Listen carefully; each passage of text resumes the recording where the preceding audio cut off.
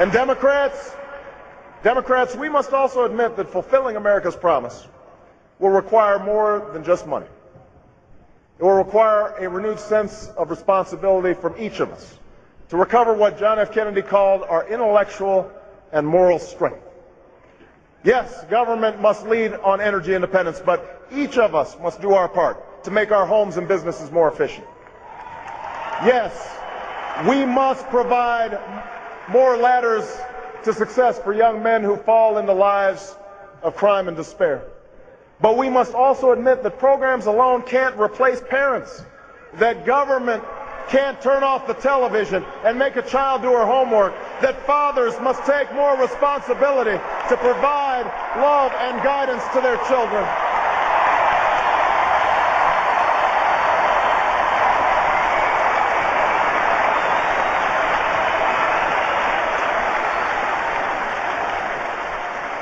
Individual responsibility and mutual responsibility.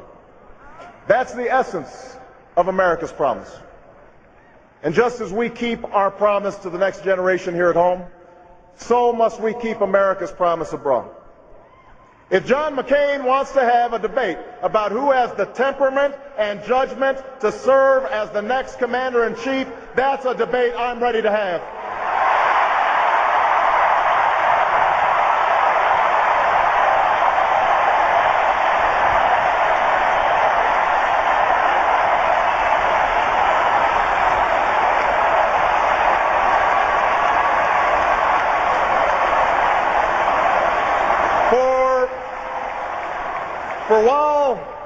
While Senator McCain was turning his sights to Iraq just days after 9/11, I stood up and opposed this war, knowing that it would distract us from the real threats that we face. When John McCain said we could just muddle through in Afghanistan, I argued for more resources and more troops to finish the fight against the terrorists who actually attacked us on 9/11, and made clear that we must take out Osama bin Laden and his lieutenants if we have them in our sights.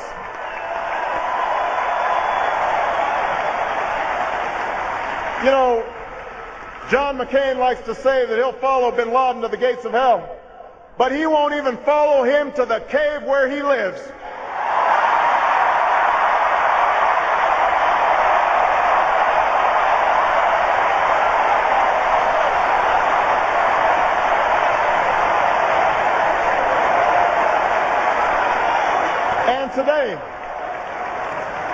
Today, as my call for a time frame to remove our troops from Iraq has been echoed by the Iraqi government and even the Bush administration, even after we learned that Iraq has $79 billion in surplus while we are wallowing in deficit, John McCain stands alone in his stubborn refusal to end a misguided war. That's not the judgment we need. That won't keep America safe. We need a president who can face the threats of the future, not keep grasping at the ideas of the past.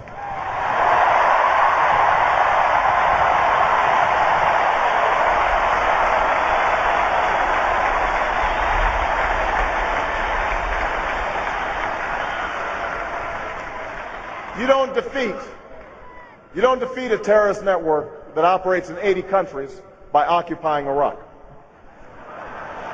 You don't protect Israel and deter Iran just by talking tough in Washington. You can't truly stand up for Georgia when you've strained our oldest alliances. If John McCain wants to follow George Bush with more tough talk and bad strategy, that is his choice, but that is not the change that America needs.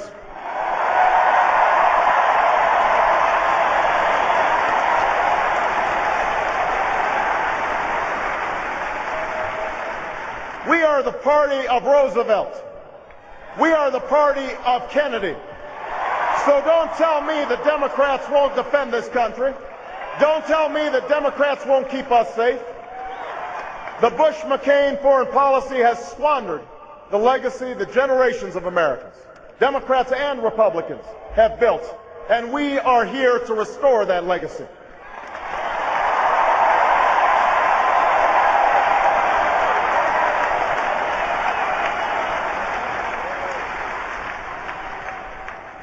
As Commander-in-Chief, I will never hesitate to defend this nation, but I will only send our troops into harm's way with a clear mission and a sacred commitment to give them the equipment they need in battle and the care and benefits they deserve when they come home.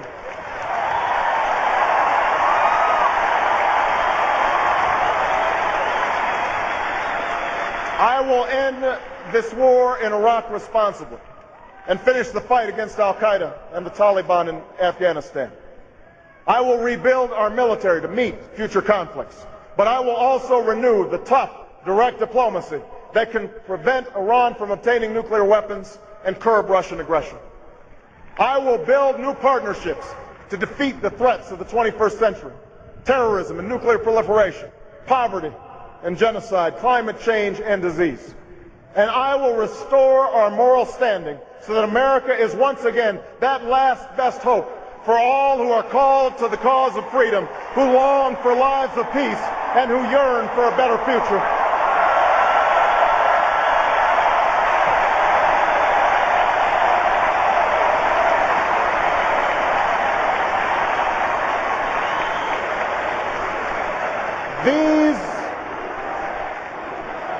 These are the policies I will pursue.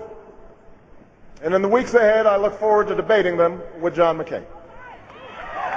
But what I will not do is suggest that the senator takes his positions for political purposes. Because one of the things that we have to change in our politics is the idea that people cannot disagree without challenging each other's character and each other's patriotism.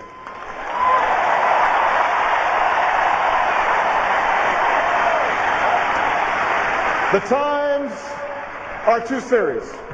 The stakes are too high for this same partisan playbook. So let us agree that patriotism has no party. I love this country, and so do you, and so does John McCain. The men and women who serve in our battlefields may be Democrats and Republicans and independents, but they have fought together and bled together, and some died together under the same proud flag. They have not served a red America or a blue America. They have served the United States of America.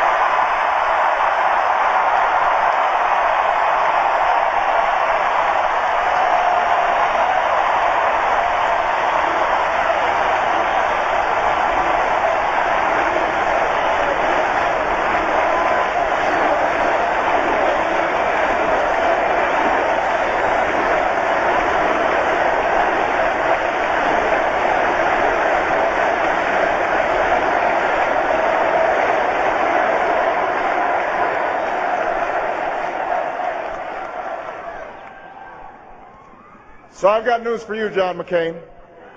We all put our country first.